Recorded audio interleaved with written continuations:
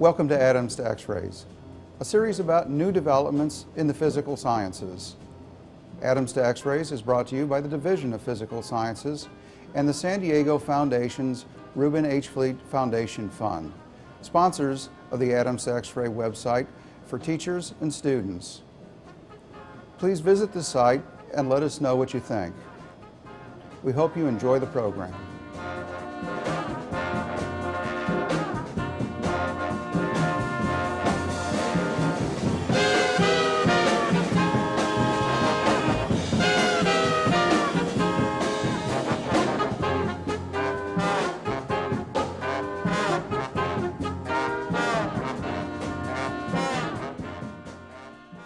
The point of this talk is to give an introduction to calculus. And the way of doing this, I want to do this by giving sort of familiar examples as we run through this. And the examples I'm going to use will be bicycles. The idea is to present just the most fundamental idea and try to tell you that the idea of calculus isn't that difficult to talk about, that some of the main concepts are things that you already know how to think about, and to do this in the context of something that might be familiar.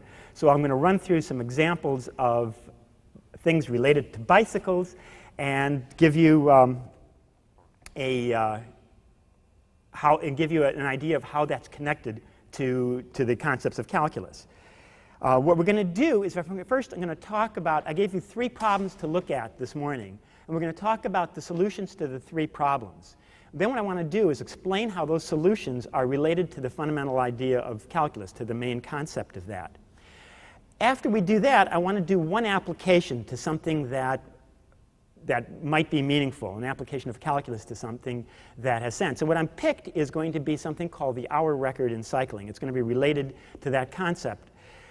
What I want to do is not solve the problem. There's a real problem there. There's a really interesting kind of problem. But what I want to do is show you how the problem comes from basic calculus ideas. And it'll be related to the solutions of one of the problems that we've been dealing with before. So let me start by going over the 3 problems. You come across a patch of dirt, and in the dirt someone has ridden a bicycle through it. As they go through the path, all that's left behind are the bicycle tracks. And the question turns out to be, was the bicycle going to the right or to the left? And can you tell by just the tracks involved? It turns out that you can decide this. You can determine it from just the 2 tracks. You can tell pretty quickly which one is the front wheel and which is the rear wheel. You can tell that this one should be the rear wheel on the following thought process, which is that the front wheel kind of goes where it wants. The back wheel will trail behind it and probably cut across the corner, so it'll probably do the inside. However, that's not enough information to tell you if the bike was going this way or this way. All right. I'm not going to do this one right now. I'm not going to solve it. I'm going to leave it till the end of the hour, and we'll do it then at the end just to see it, give you a couple more minutes to think about it. I find it a kind of interesting puzzle. But I don't want to call this a hint, but the background is I want to point out that this is not a question about the physical nature of the tracks. It's not about how deep the impression is or which way the tread mark's going. I mean, there might be a solution that way. I don't know if there is or not. But the problem is really a problem about, it's a mathematical problem about the presence of about the properties of the 2 curves. It's just 2 curves in space that are related by one being on a front wheel and one being a rear wheel, and you can tell from the 2 which way it goes. Let's go on to the next problem. Suppose you have a graph of distance against time.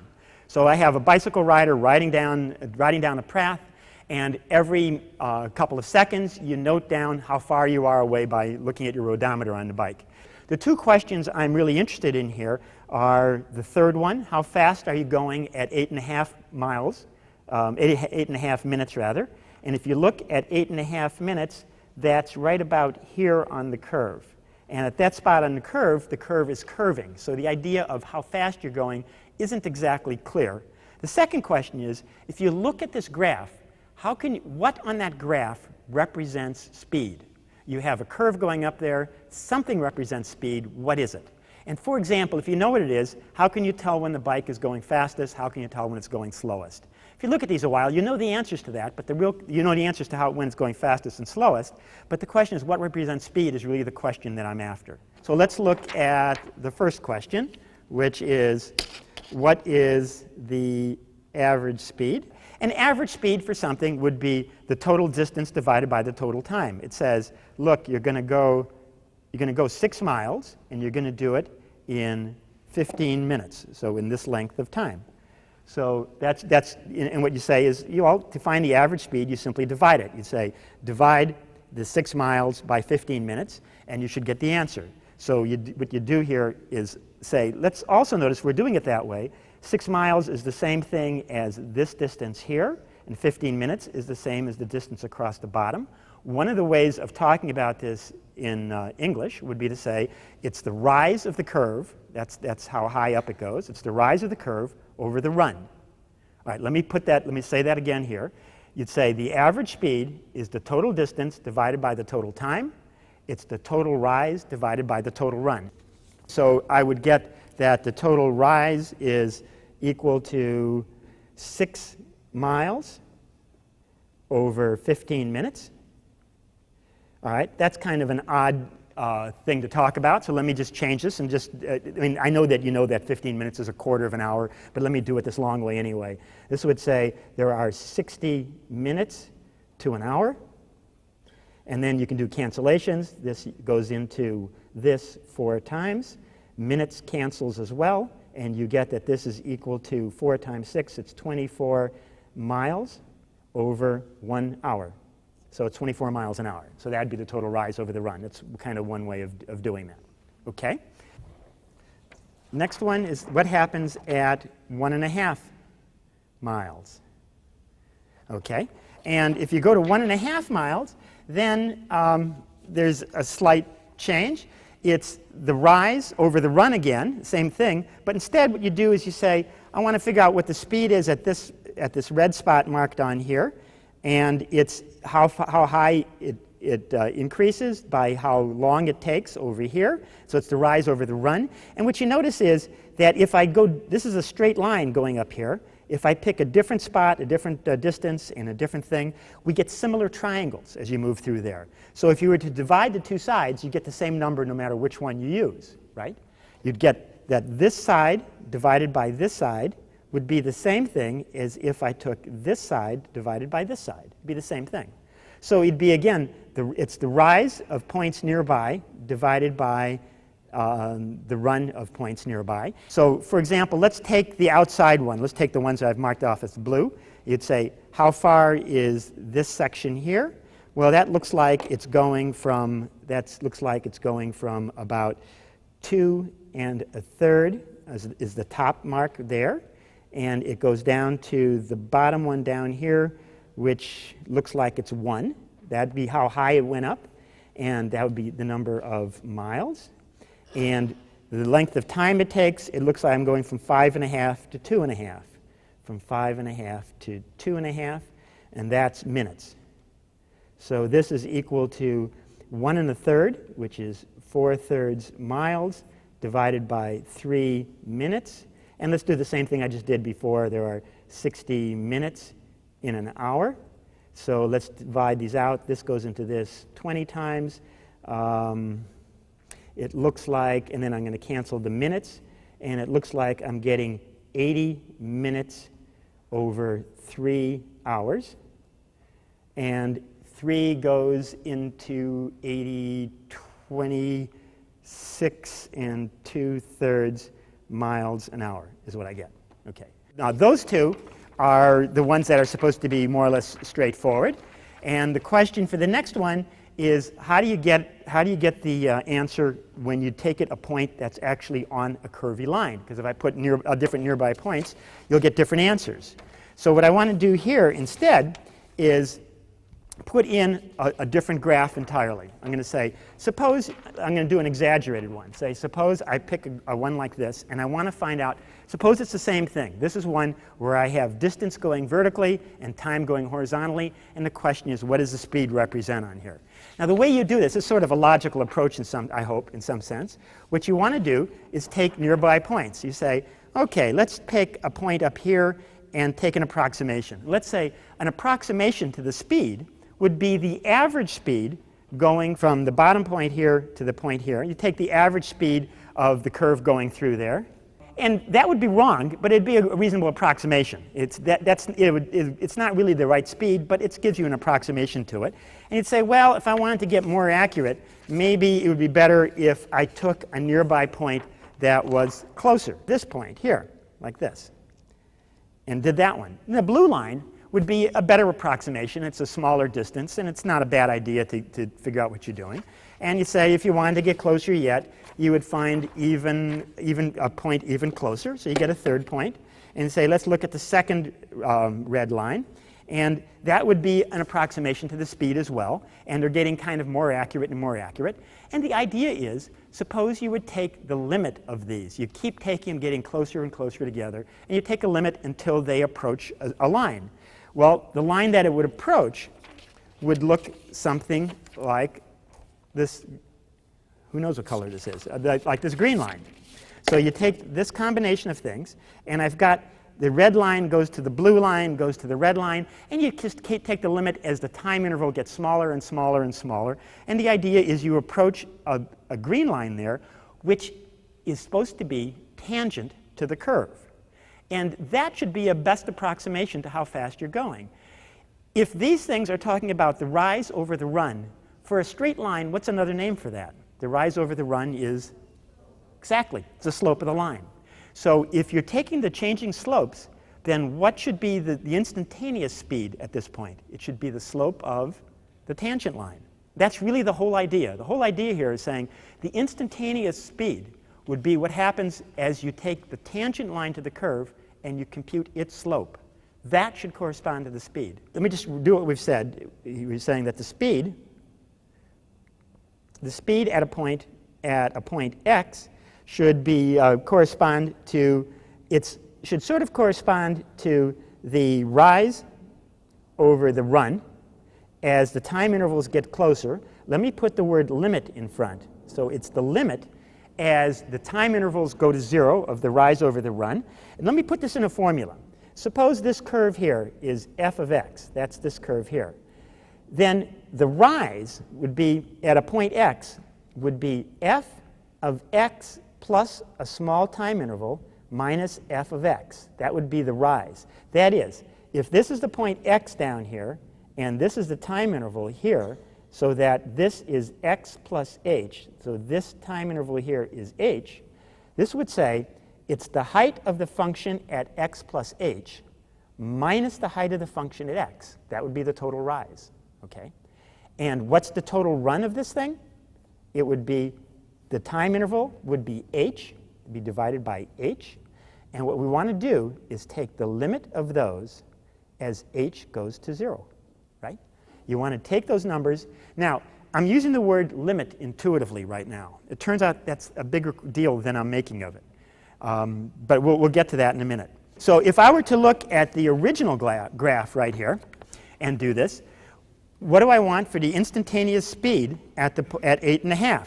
Okay, 8.5 corresponds to this spot right here. And the instantaneous speed you'd want would be what you would get if you put a straight line. I'm just going to use this as an example. You put a straight line tangent to the curve. So you hold it so it looks like it's tangent. So it's not biting inwards or anything like that, but just goes tangent to it. And you'd compute the slope of that line. Now, I've got this drawn on graph paper, so you draw the tangent line to it, and you compute the slopes. And I got, for that, I mean, the answer isn't really that important for us, but the idea is what's important here. And I got that it was about 40 kilometers per hour. I got it, picked a distance, and kind of went with that. Okay, I'm hoping that idea makes sense, because that's the first thing. And the one I really want you to remember of this is I want you to remember this formula back here, this one here, for the f of x plus h minus f of x over h, the limit of that. That's really the heart of what we're doing right here. Let's go back to the original graph. Let's go and answer these questions. If it was there were two more questions I forgot that I had asked that we can answer quickly. It says, what's fastest and what's slowest on this graph? If the speed corresponds to the direction, the slope of the tangent line, you just look to where the tangent line seems to be pointing up most to be the fastest. And if I were looking at that, I'd say, where do you think it's pointing up the most? I would say, probably right here, right? looks like the tangent line is going up very fast there.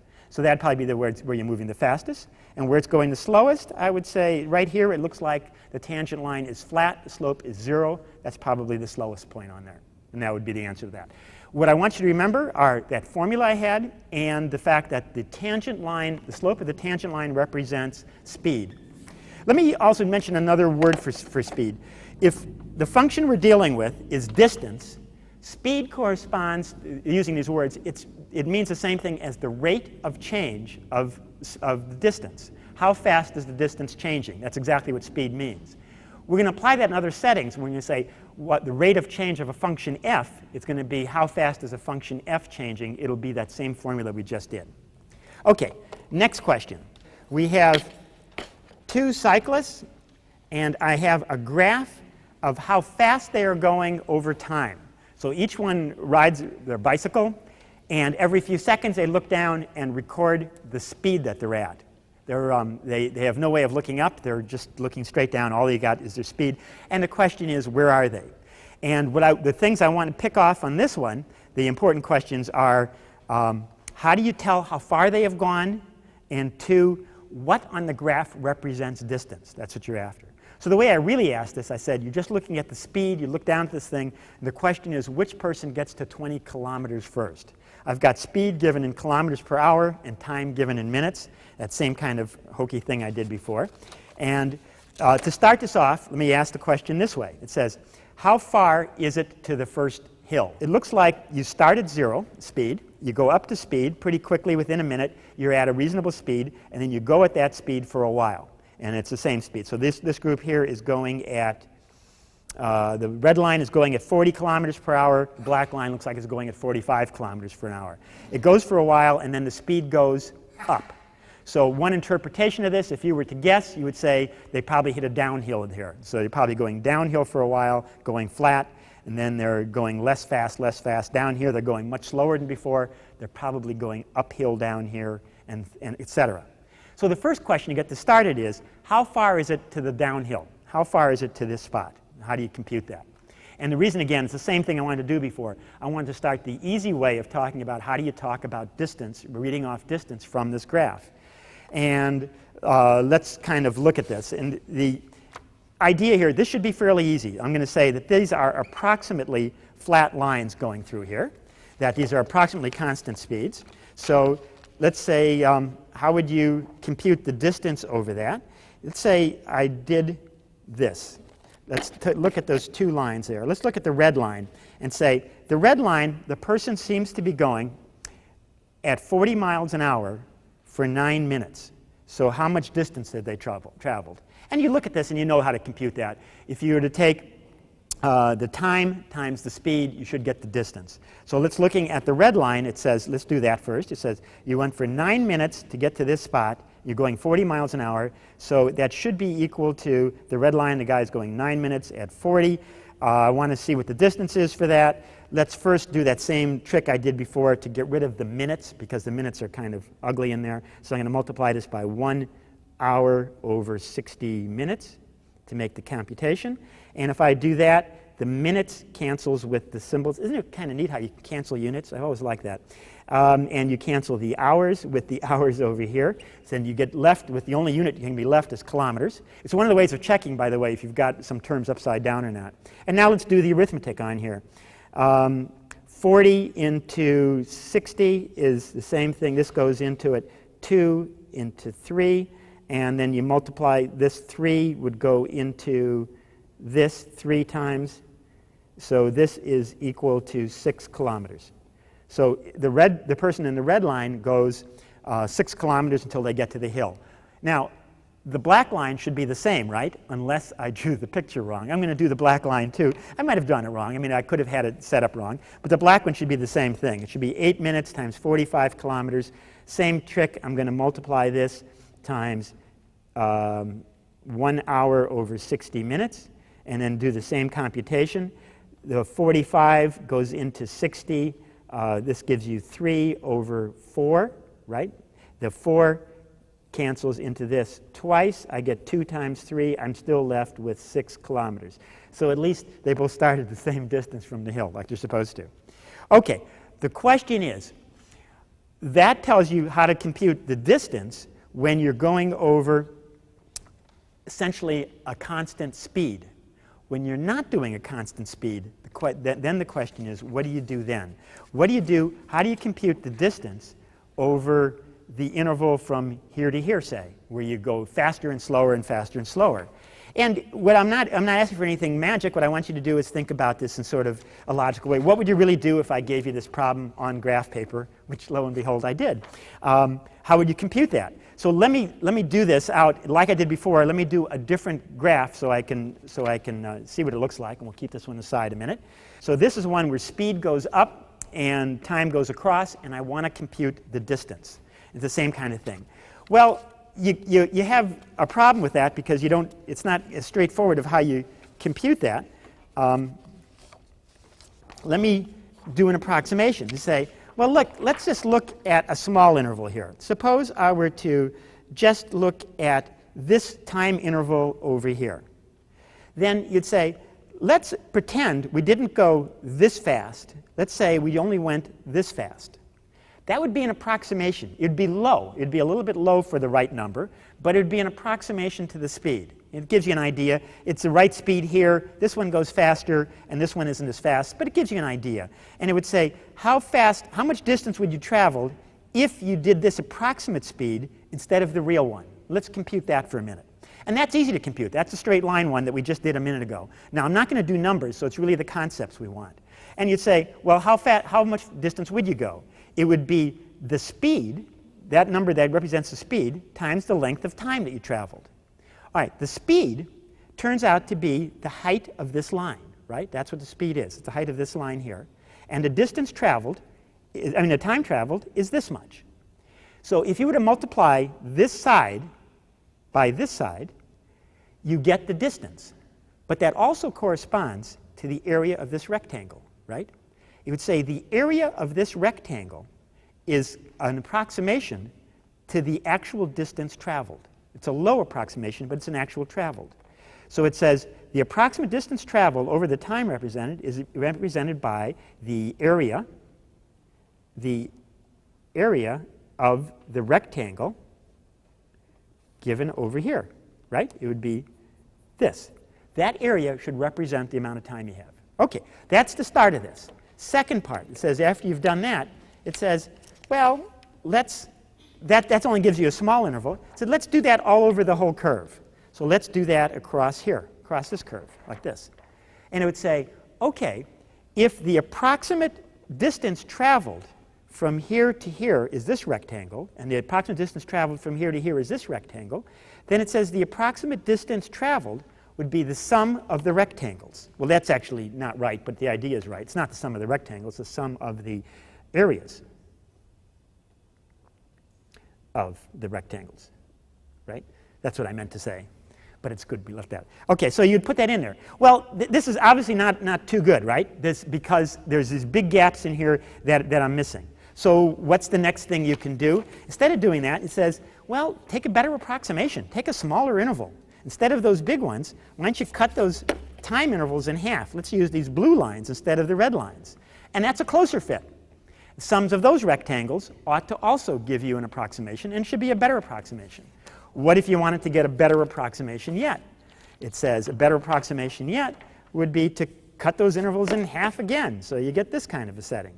And then the distance traveled would be the sum of those rectangles. Same process we did before now. It says keep cutting them smaller and smaller and smaller. Let the bases of these rectangles go to 0. That should be an approximation to the total distance traveled. The way I've got them, they're all a little bit low, and they get higher and higher and higher.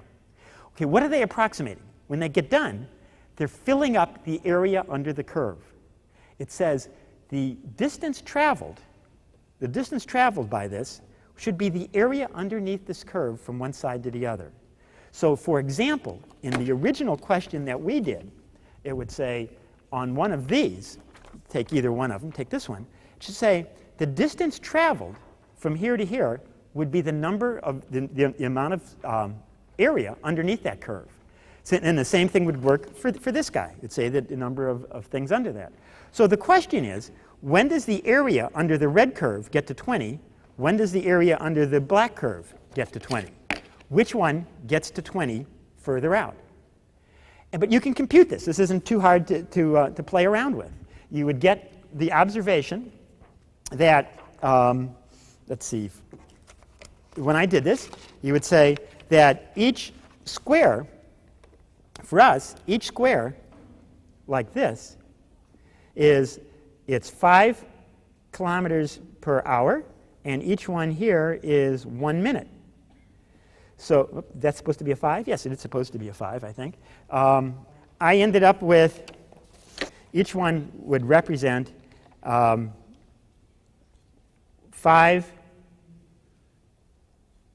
I see, it's per minute. So that's equal to 5 over 60, that's kilometers per hour, which is equal to 1/12 of a kilometer. So it turns out, if you look at these, you would say, look at these little squares that I have drawn under here. You'd say each square represents 1/12 of a kilometer. 12 of them represent a kilometer. And what you want to do is say, therefore, for our question is you say, which curve has 240 squares under it first? That would be including partial squares, and you just kind of try to look at them all and add them up and see what you can get. Let me go back to this. You say, look at this one, look at these little squares under here, start adding them up, and you see which one gets first. I'll just tell you the answer. I got that the red line gets to, yeah, I realize you can't read this. I'll just write it here. Gets to 200 and gets to 20 kilometers in 34 minutes, and the black line in 35. Okay. Now, if you knew me, you'd know that was the answer anyway, because look at this, because you don't know me. If you look at these questions, which of these two people is the better climber, and which one is the better rider in the flats? And it turns out the red one is a better climber, and I like people who climb well, so I favored it so that person would win the race. Okay, calculus is this incredibly marvelous subject. It really changed the face of the earth. It started in the 1600s or so. It started right at the end of the Renaissance, the beginning of the modern era. When did the Renaissance take place? Anybody know that kind of stuff? What centuries? Yeah, say it.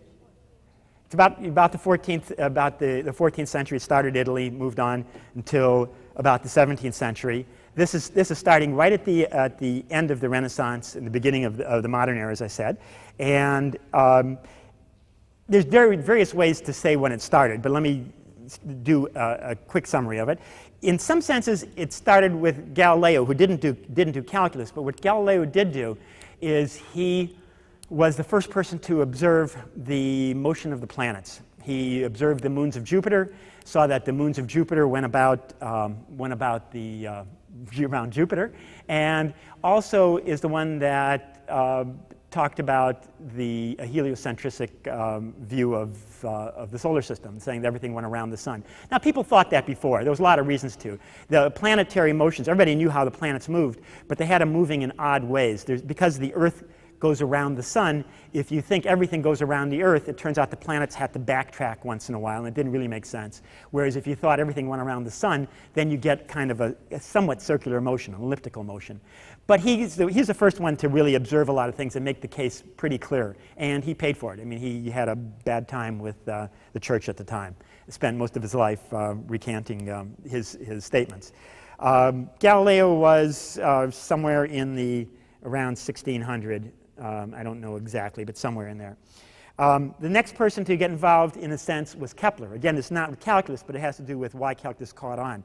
Kepler collected data, tons of incredibly good data, and postulated how the planets moved, why they did. There were three laws called Kepler's laws, and you can study. You might get to these in calculus classes at the university, but most likely we skip it because they're not they're a little bit complicated to talk about. They were the following things. One said that the planets moved in conic sections, in ellipses around the Earth, and it involves things like saying that comets move in parabolas, that sort of thing. Second one was a statement about how fast they moved. It said that if you were to draw a line from the sun to one of the planets, that in any time period, although it moves further and away from the sun, closer and further, it's the array to the sun to the planet would sweep out equal areas in equal time, even though at sometimes it's closer and sometimes it's further away. It's not an obvious thing. I mean, Kepler's stuff, I think, is just amazing that he had enough data to do these. The third one is he did a relationship between the period of the orbit and the distance from the planet. And it's a little bit complicated. It was that the period cubed divided by the distance squared was a constant. I mean, it's kind of a strange one. But the reason for all that is that this was just reams of data, data on lots of planets and stuff collected. At the time, Newton and Leibniz were around, and they were working on, Newton is 1642 to 1727. Leibniz was from 1646 to 1716. There's a debate as to who was more responsible for developing calculus. Newton gets a lot of credit for it. And this particular story is a Newton story. Apparently people came to Newton and said to him, asked him the following question. They said, suppose that gravity worked like an inverse square law, like the distance two bodies were away from each other, they were attracted to each other by a constant times 1 over the square of the distance. He said, if that were true, I mean, I think you've heard that term. If that were true, and you had two planets that were attracted like that, what would the motion be for the planets? And it turned out that Newton had worked it all out. It's all calculus problems that he had worked out. He said, oh, if they did that, they'd travel in conic sections, and they'd sweep out equal areas in equal time, and he gave all the Kepler's laws. What he did is, through logic, he said, if the inverse square law holds, then all of Kepler's data comes from those facts. I mean, it just was really sort of, I think, a marvelous revelation of how the things work. Despite the uses of the calculus, which we'll do some more things about in a minute, there's really only one idea. The one idea behind calculus is the idea of taking a limit. It's the idea of what does it mean to have a sequence of numbers and take the limit of them as they go to 0, take the limit of a function. There are two main applications. The two applications are to computing the slope of a tangent to a curve, and the other one is to computing the area of under a curve, area under a curve. That's why I wanted to do those two examples. That's exactly the two main concepts. This first one is called differential calculus. This one is called integral calculus. Now, there's a million details, but those are the whole ideas behind this, of what's going on. If you understand those two problems that I gave you, you'll realize when you get to calculus classes and do it, that this stuff are variations of that. It's not really variations, it's tightening of those arguments. It's making those arguments precise and also doing many of the ramifications of those. What I want to do for the next section, let me rewrite this, let me restate the same statement again. What you're after are the following things. What you're trying to model in the first one, for the differential calculus, is what does it mean by rate of change? For our example, the rate of change of distance was speed, and what we said the model you use is equal to that, remember that formula I had before? It was the limit of the rise over the run. It's the limit of the change of the function divided by how much the argument changes. That limit is called the derivative of the function. It's usually written with either an f prime or a df dx. Those are the kinds of symbols. You've probably seen those symbols before, maybe you didn't know what they mean. That's really what they mean. Corresponds to us to the slope of a tangent line. The other half, the integral calculus part, is you're trying to approximate the area under a curve s of t from some left-hand point t at some starting point to t at some ending point. And the idea is, the model is to take a limit of the approximating rectangles. You take more and more rectangles with finer and finer bases. You take the limit as the sizes of the bases go to 0, and you add up all those sums. Mind you, how you do that is a little more complicated.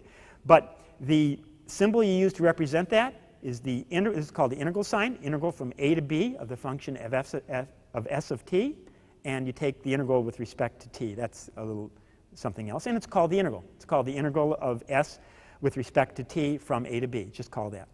The fundamental theorem of calculus, this will be the last part here, it says that if you take the integral of the derivative, you get the function back, possibly plus a constant. Now it might look complicated, but it's just exactly what we did. It said, suppose f were the distance function we did before. F prime, we said, is the speed. We said that the area under the speed was the distance. So it says, if you take the derivative of the distance, you get its speed. If you take the integral of the speed, you get back to where you started from. So for us, f prime was equal to the speed, that is the rate of change of the position is speed, and the second one is the integral of the speed is f, i.e. the area under the speed curve is the position. So it gets back to the same thing again.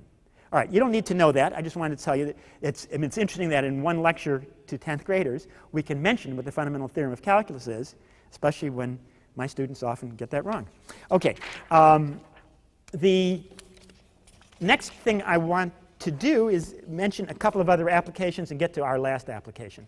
Now, there's obvious applications of calculus. I mean, you know these to engineering, to space exploration, to physics problems. You see that all the time. What I want to point out is it's in a lot of other places. Basically, all of modern science couldn't be where it is without it. So to mention a few things, it's things like in environmental biology, if you want to model population growth, or you want to model what they call predator-prey problems, if you have wolves and rabbits in a forest, you can model the model for what happens to the populations of the two as they balance out as the wolves eat the rabbits and stuff is basically a calculus model.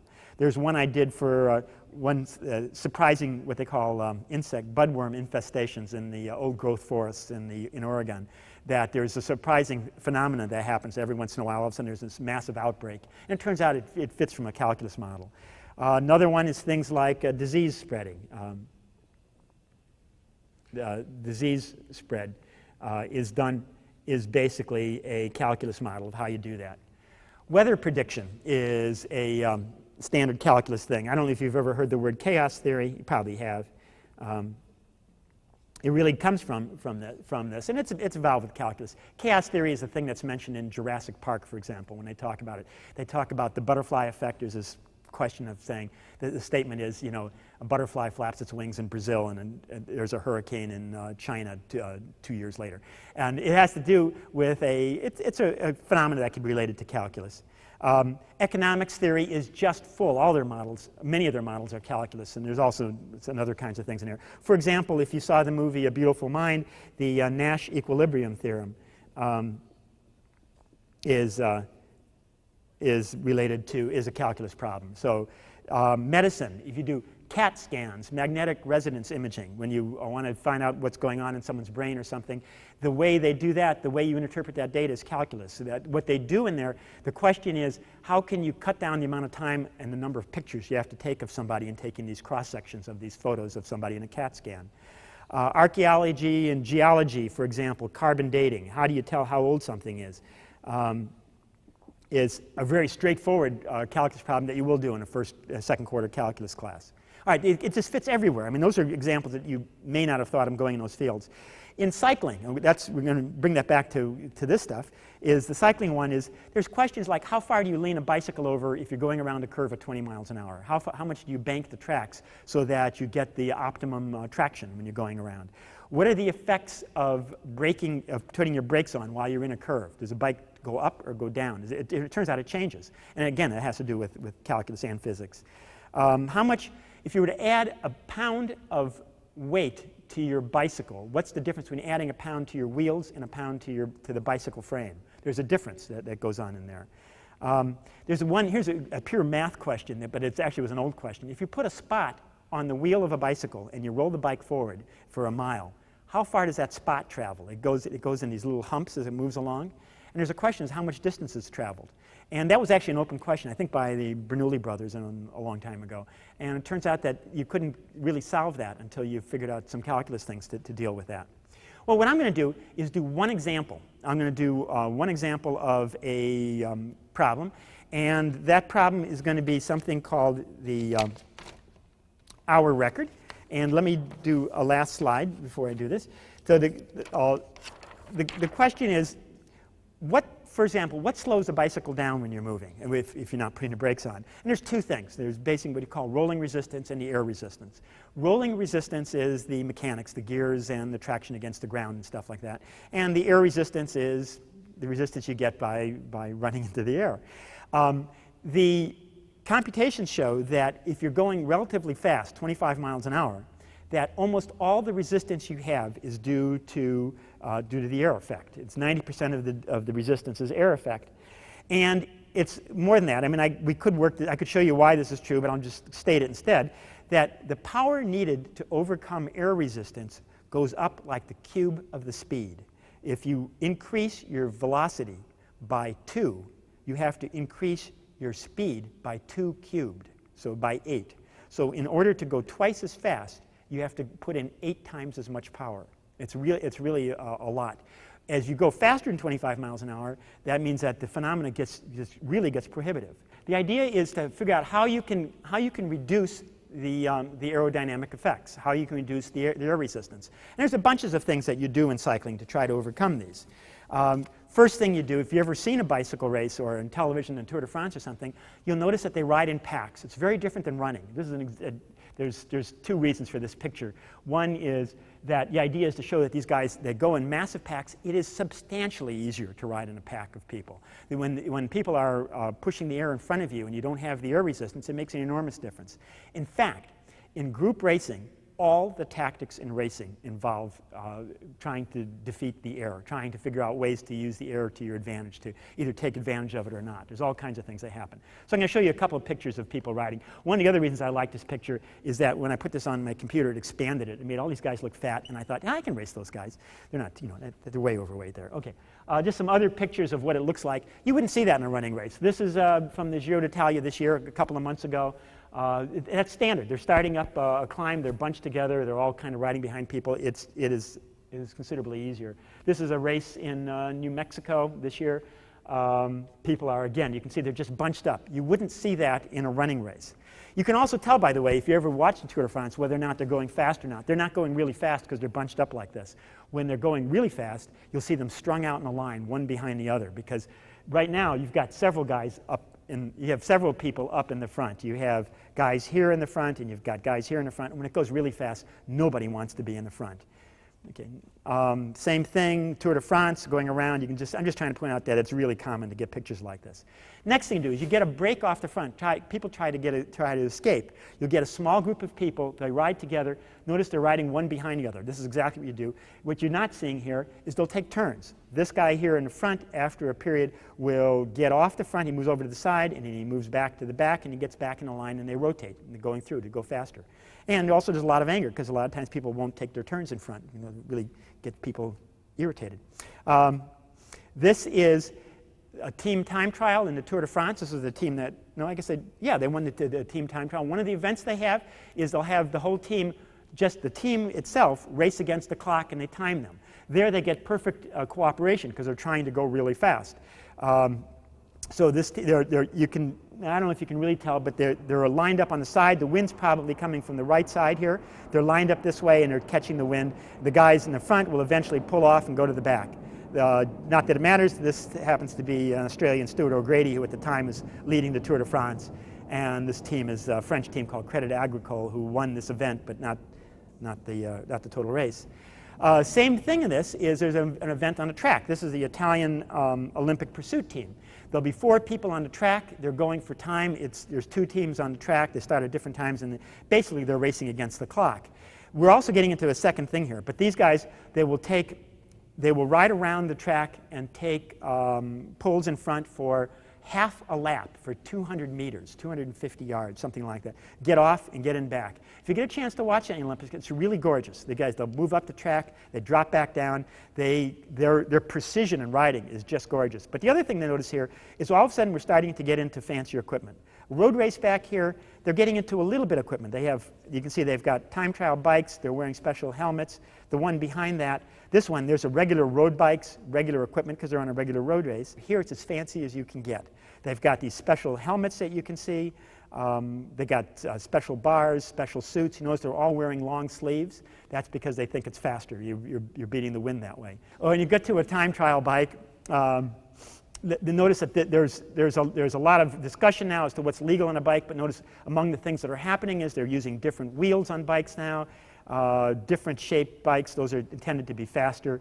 This is a shot of Van Moorsel, who is the woman who won 3 gold medals in the last Olympics.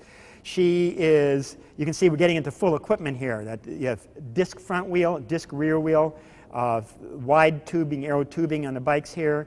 She's got this long aero helmet with tapers off. That's all faster stuff. She's wearing shoe covers on her shoes to go faster. And we won't go into all that stuff, but there's a lot of things all intended to cheat the wind. This is the same thing. This bike, this is Kent Bostic, who was on the Olympic team, and this bike was designed by the U.S. for the '96 Olympics. It's called Project 96, I think. It was intended to be it was intended to win the Olympics. It didn't. The other thing people try to do is come up with new positions. This is a man named Aubry who invented a new cycling position. You notice how he's curled up here and looks, this is called the egg position or fetal position. He's a Scotsman, very strange thing. They claim he made his bike himself. It has no top tube across here, it has a long tube. They claim he made it out of old washing machine parts. I can't really believe that. This position was later, what he did is he puts his hands on his chest and leans over the bike. It was considered really fast. He set world records on this. It's been made illegal since then. For example, after one of his races on the track, he crashed. He couldn't control the bike at all. So that's considered a downside, I think. Then when they made that illegal, he invented another position after they made the first one illegal. It was called the Superman position, where he stuck his arms way out in front, so I don't know, maybe skiers. No, skiers don't do that. That was decided to be kind of too fast. Also, not very safe. You don't allow these in group races. So that's been declared illegal as well. There are other ways of cheating the air. There are what they call human-powered vehicles. These things, there's a competition. I think they've gotten up to 60 miles an hour on these things, which are really fast. I just want to show you a few. Question. Suppose you had no air resistance. How fast could you go? Suppose you were could you draft behind, if you were drafting, could you draft behind a train? Do you think that could be done? Full speed train going? Friend of mine, John Howard, a 3-time Olympian, lives here in Encinitas, acquaintance of mine. Went to the Bonneville. There is what they call a land speed record. He doesn't hold it now, but he held it. I have a picture of him instead of the current holder because he's a friend of mine. And he went, take a guess, 152 miles an hour. 152 miles an hour means that if he came up behind Randy Johnson throwing a fastball to home plate, which is about 100 miles an hour, he would catch the ball from behind and would hit him in the chest at 50 miles an hour and probably kill him. Which is, I'm just trying to tell you, that's relatively fast. There's a couple of odd things about this bike. The gears go from here, instead of going from here to here, the gears go from here. You can't quite see it, but they go up to another gear here, and then they're geared down again down to here. You can't even start pedaling this bike until you get up to about 50 miles an hour. They drag it behind the car until it gets there. Okay, the questions are, all these things are ways to cheat air, to cut down the air density, what affects you. The one event that I wanted to talk about after this was what's called the hour record. Cyclists don't really keep time because air advantages make such a big difference. People don't really care exactly how fast you usually are going, except in a few timed events, the time trials that I mentioned before. And the hour record is an old classic one. It's how far can you go in 1 hour. Originally, the records were all set, I don't want to say originally, but a lot of the good records were set at high altitude. They were set at Mexico City, which is about 1 mile high. And people did that because the air density gets lower. But recently, the records have been being set at low altitude, down in Bordeaux, which is around sea level. And the question is, what happens there? If you go to higher and higher altitude, the air density gets less and less, so you go faster. But as you go to higher and higher altitude, you get less oxygen in your lungs. The idea of how fast you can go is people usually assume that the speed you can go depends on how much oxygen you can burn. So your oxygen is going down and your power is going down as your speed is going up. The question, which I think is open, other people don't really think so, is what is the optimal height to go to set the record? Where would you go that you'd get the best advantage between getting your speed up and not losing so much power? And that's sort of the question. What I want to do is, I won't answer that question. What I want to do is just come up and show you why what we did before with derivatives can show you exactly what happens with the loss with the decrease in air density as you go to speed. So the last question is this: how does altitude affect the air density? You want to start with the ideal gas law. It says, how does air density change with altitude? And the thing you're interested in is the decrease in the density of the air. The density of the air would be how many molecules you run into as you move forward. That's what you're after. And remember, we said, I know that you learned that the ideal gas law is PV equals KNT or something like that. But what I've done is I've divided the volume, so you have the number of molecules divided by the volumes is equal to the density. So the density I have there as a delta function there is really corresponding to the same thing you knew. That's the N divided by V. And I'm leaving the K out of this for now, just to make this simpler. The pressure is, when I want to compute that, the pressure is really the amount, if you think of a pressure on a spot here in the Earth, it's the amount of weight of the column of air over you at the time. So if you were to look at that table right now, you'd say the pressure on that table would be the weight of the air from there on up. So I want to do a simple equation. What I want to do is show you how the differential equation comes from this. That is, if you take a sheet, take a square 1 by 1, and you just call the P of x, this is at a height x, you would say the column of air above it would consist of the weight that you have. That'd give you the pressure. What I want to do is go to another height. I want to raise it up to a height h.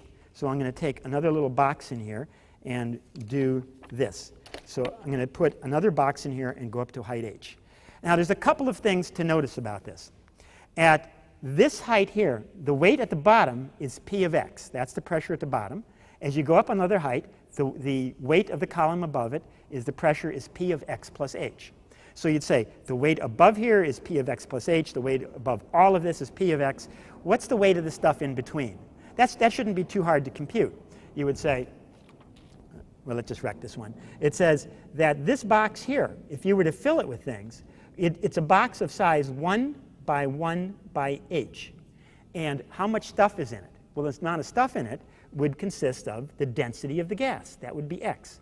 That would be the weight of the things inside here, right? You would say the size of the box times the amount of material inside. And that's what that would be. So let me write down this equation. It says, if you look at the bottom, you have P of x, the weight, is equal to the weight of the box, which would be delta plus, well, delta times h times 1 times 1. That would be the weight of this thing, plus the column of air above it, P of x plus h, right? So that would say that you have that equation.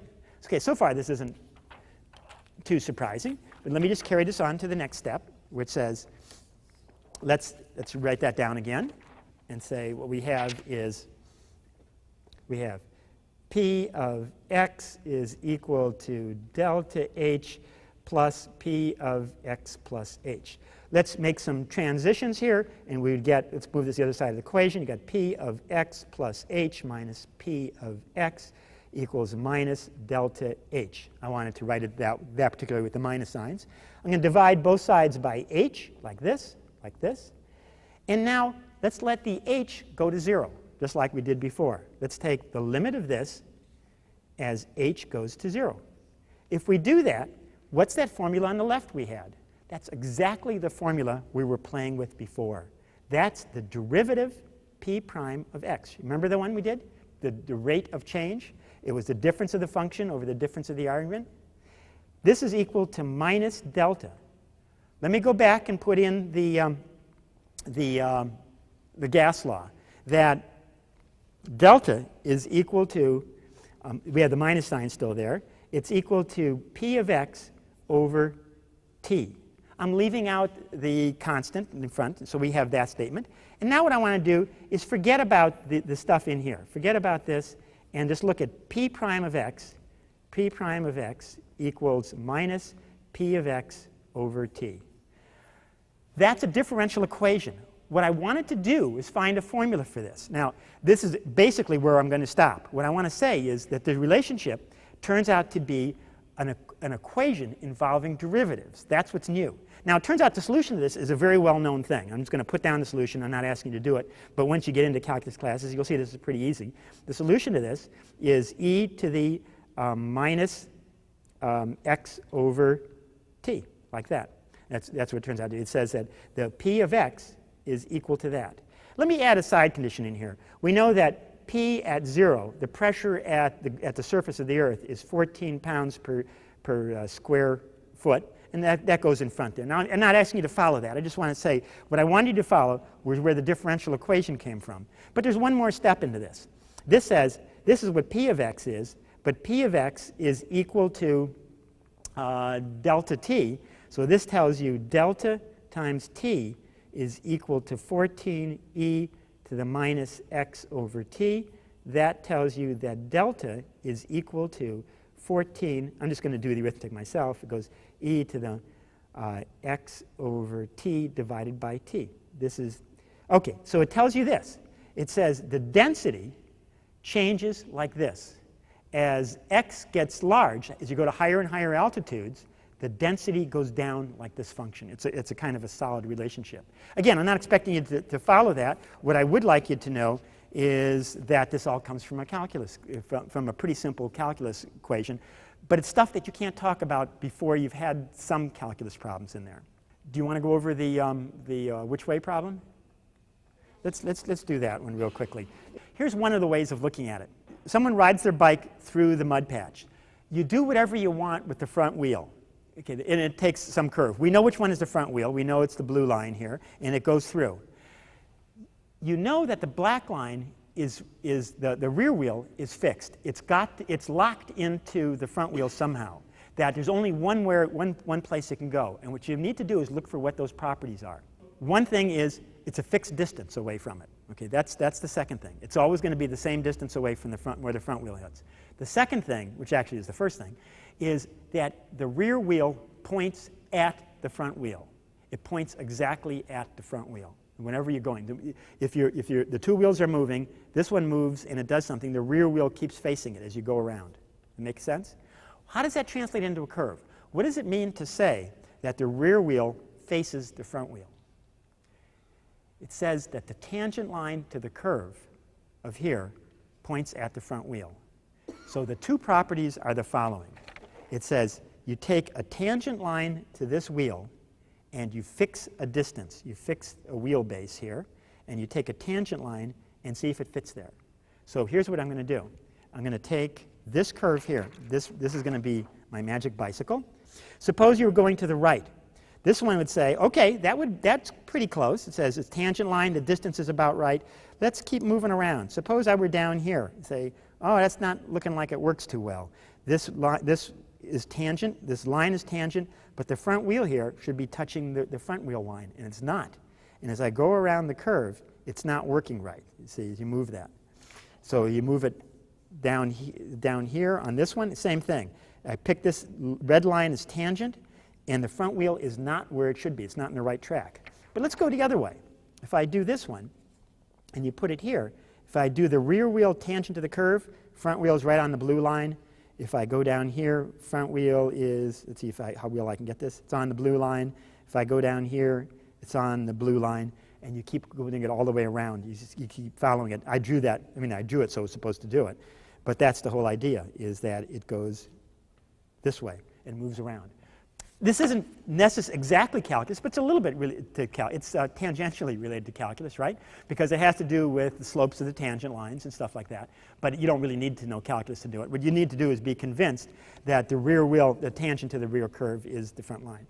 I think that wraps it up. Thank you very much.